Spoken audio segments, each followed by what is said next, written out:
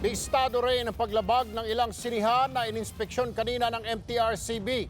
Hindi rin nakaligtas ang ilang bus sa EDSA na sinita ng ahensya.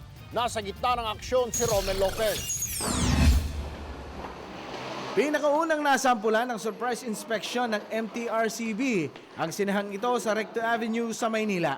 Sa bungad pa lang sinita na ang mga sensual na poster ng mga adult movie.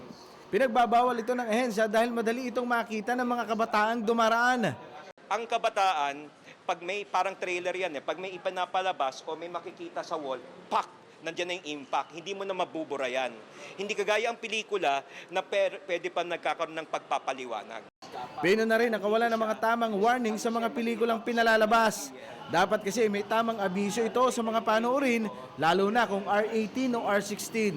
So mahalaga ito dahil kumbaga may mga content na hindi maaarok pa or hindi pa handa yung isang nivel ng edad ng mga bata. Pag 18, ibig sabihin yan, under our jurisdiction, yan ay considered na as an adult. Depensa naman ng may-ari ng sinehan, hindi nila pinapayagang pumasok ang mga minor de edad sa lugar. Paano nyo na-mention na talagang adults ang nakakapasok? Siyempre sa mukha naman po kitang-kita mo naman po talaga mukha. Mga senior citizen pa nga Pero yung mga bata, hindi talaga. Ay, hindi po, wala po. Sa sunod na sinehan na pinasok ng MTRCB, agad naman nagpulasan ng mga parokyano. Dito na po na ang ilang mga rolyo ng pelikula na tila may kakaibang pamagat. Nandito ito at nakalagay ay sex file. Siguro papapaliwanagin na lang natin sila.